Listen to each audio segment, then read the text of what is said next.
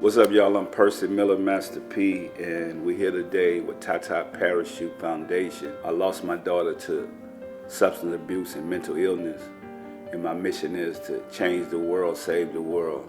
This is my passion, this is my purpose, and I'm connecting with other people and other families that been through similar situations. Sitting here with Tim Butlers and his daughter, and tell them, where are we today?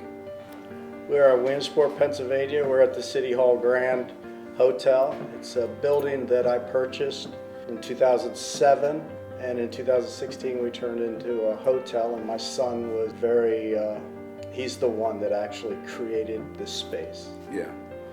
And so when you talk about this, I mean, substance abuse and mental illness, it touches everybody, every home, no matter what you have, what you don't have.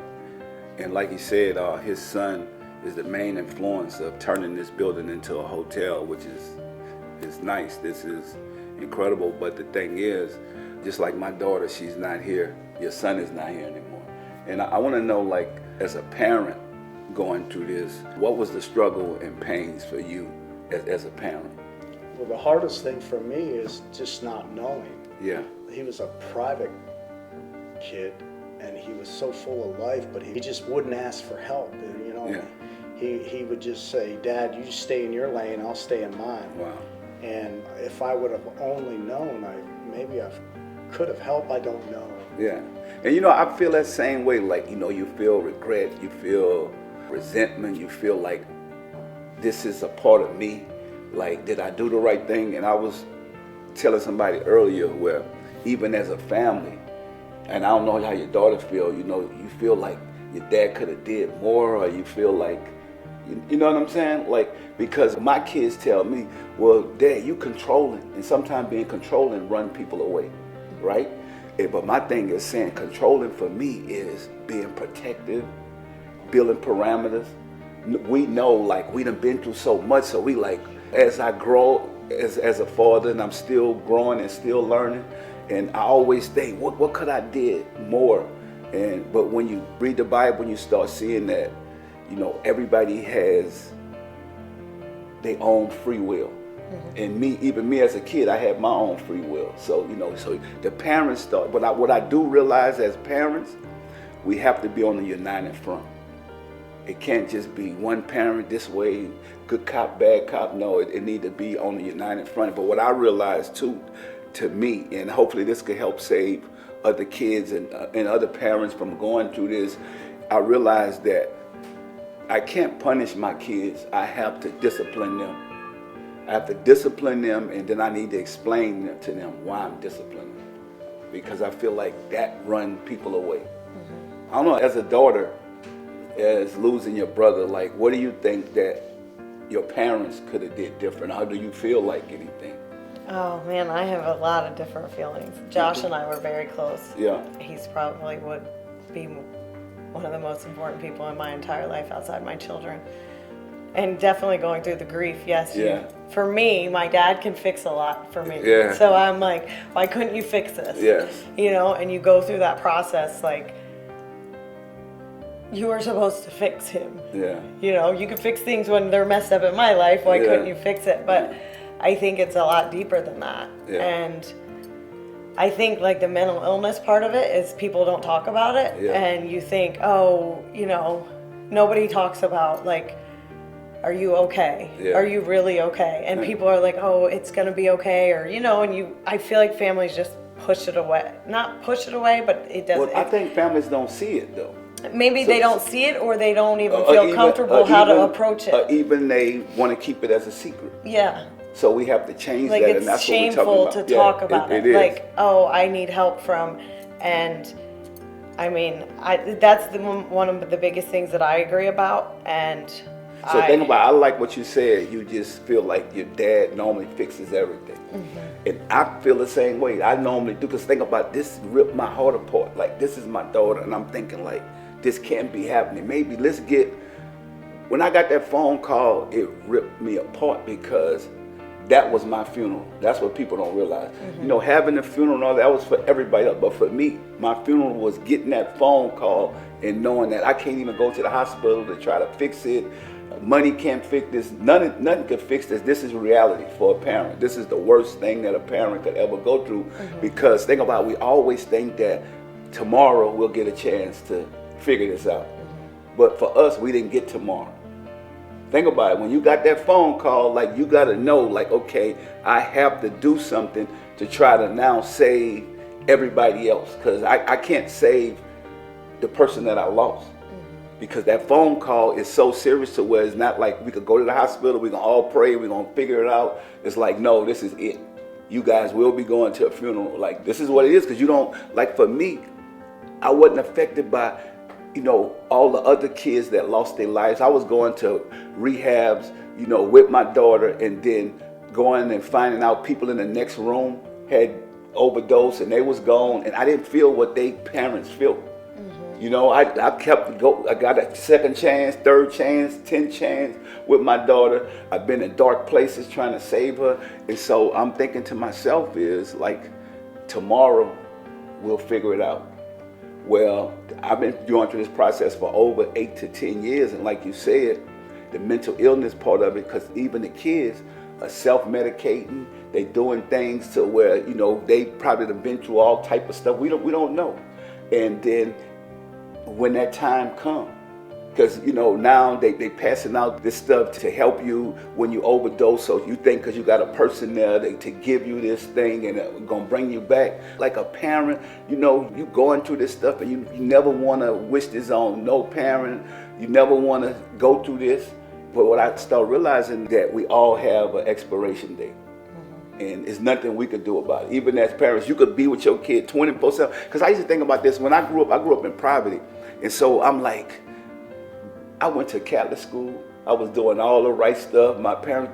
But if something happened to me when I was out there in the streets, it wouldn't have been my parents' fault. It was my fault because I knew what I was doing. They had a kid that grew up in the community with me. He was one of the nicest kids, the smartest kids in the world. And when the police knocked on his mom's door, the police say, I just want to let you know you need to come view your son's body. He got shot in the club. The mama said, what? No, my son is upstairs asleep. He's an A student. He don't do nothing. But he sneak out at night when the parents go to sleep. So that's what I mean by when we 12 years old, in the Bible say we are accountable for ourselves. And that's a hard thing because I keep fighting myself with what more could I have done? Like, I could have spent a little more time. But we don't realize that because we keep thinking tomorrow. Like, that's why I'm telling family members, parents, kids, grandmas, aunties, uncles, love your family members while they're there today. Because you don't know if they're going to walk back through that door. And I didn't get that. I didn't get that till now.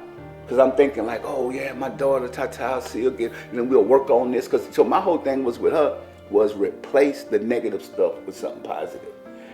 Everything started going good. We was about to work on a book and all this stuff and replace the negative stuff. But I'm going to tell y'all something too that I realized through this process. Love is a drug too. Like some people fall in love with the wrong people. My daughter, her problem was even while she was getting herself together, the guy that she was in love with was bringing her down. And so, because his thing was, if he addicted and then she addicted, it's like every time you try to change and break her loose, even I took her to rehab, this guy will pop up. You get sucked back in. You get sucked back in. You only get so many chances. So I think that the most important thing, we got to stop blaming each other as a family. We know the pain is hard, but no man is exempt pain and death, no matter what you do. And so it's also a church. So when you walk out that door, you can make your time go quicker by doing stuff that's gonna pause in your body, pause in your mind, get you trapped into that other side. So, I'm definitely praying for you guys. I'm gonna keep praying for you guys. And I realize that we all don't have the answers. This is a serious disease that we're fighting as families. And I just learned now to love the people that's a part of my life. Love them. Like, love them while they're here. Then you don't have no regrets. There's no regrets when you love people. I think through all this have taught us how to pray it definitely taught me how to pray. Because think about it, when you're invincible, you got, oh, I got a nice family, I got 9 kids. But when I start realizing the numbers game, the more kids I have, the more pain and heartbreak I'm gonna go through. So everything might seem, because I'm from New Orleans, it might seem all good at one time, but when a hurricane comes, it comes. And everybody's gonna go through it. So it's like that love and teaching. And like I said, I mean, I think the most important thing is we gotta put our trust and faith in God. And like even when I hear you say, my dad could have did more or whatever, but you gotta start realizing, which I realized through understanding and reading more of the Bible, your dad not God. I'm not God. I used to think I was a superhero, but I realized I'm not a superhero.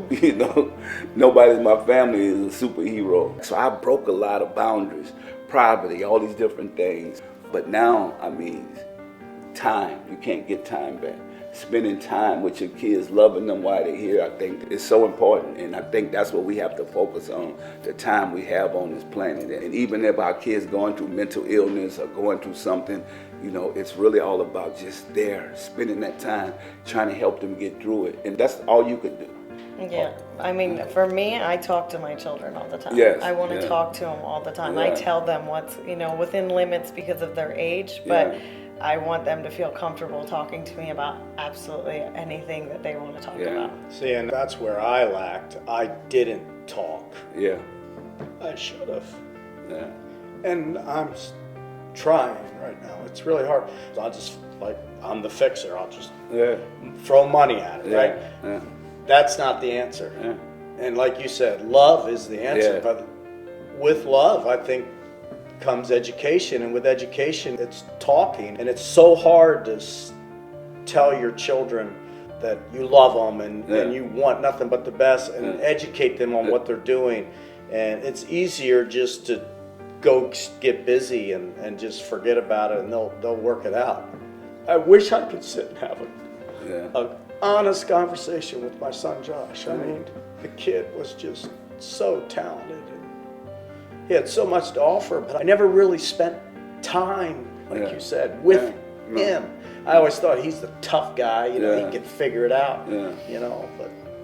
And that's what, to be honest with you, you got to look at life, like, even from my perspective, right? Even the time I spent with my daughter, I always just feel like it's never enough.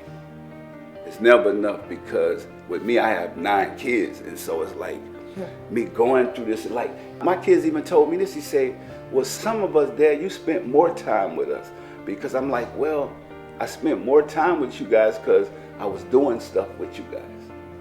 Think about it. And so if you got 9 kids, how do you spend time with everyone? You try, and I try to spread myself thin to do what I need to do, but at the same time, we're not God. That's what I realized. I learned to appreciate, that's what God do. He's a jealous God. He break you down. He bring you down to your knees. Because it's like, think about it. If you got everything and everything going good, you're not praying the way we are praying now, and the way we think about stuff now. It's sad that it take you to lose something to understand that, and it's something that we're never going to get. Because I go now thinking like, I'm never going to see my daughter ever again. That's the hurting part. And like your dad say, you want to shake them sometimes, you want to tell them, even when they do it wrong, but you always thinking like, well, tomorrow we'll get a chance to start over. But the sad part for me and your dad and you guys, that we're not going to get that time no more, Well, Master P, you bring up a good point when you say God is a jealous God. Yeah. And that is true. It's very true. And that's what gets me through, because if God wanted my son, there's a reason. Yeah.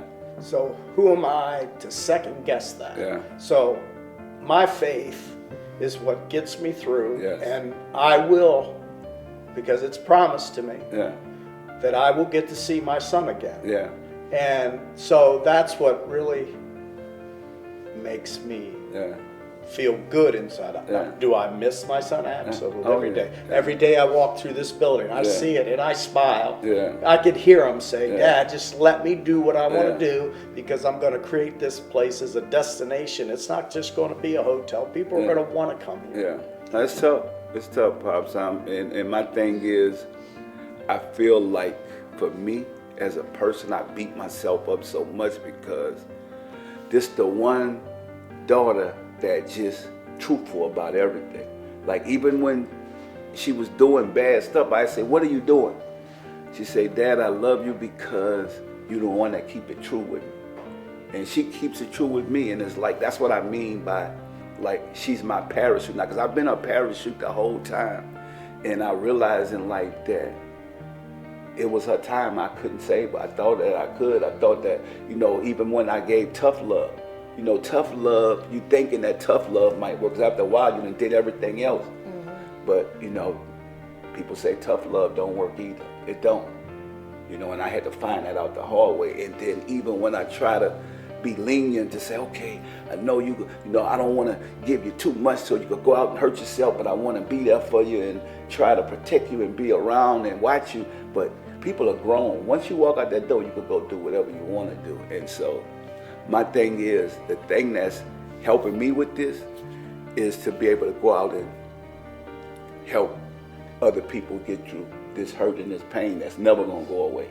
It's not a day that I'm not gonna wake up thinking about my daughter and thinking about what could I done more to give her more time. Like we just said, it's not in our perspective to do that because God is a real father. That's how I feel now. Like we all gonna get a chance to go be with our real father. And I realize that this is where I'm, putting my passion and love in to even save the kids out there that has nobody with no verse and no help. And fortunately, I was able to help as much as I could through our situation, but it's a lot of parents that I met out there through that journey that has no resources, has no verse. Because when I go and look at statistics, it's so many kids in these mortuaries that are John Does, Jane Does. And it's just been a blessing to be able to do what I can do for my family. And like just like your dad said, the love is gonna overcome the hate and the hurt. And so I'll be continuing praying for you guys' family. And I'm glad that you guys got a chance to be here today to bring awareness and share your story, because this is what we need to change the world and save the world together. So I appreciate you guys. Thank you. Appreciate you. Thank you. Thank you. Thank you.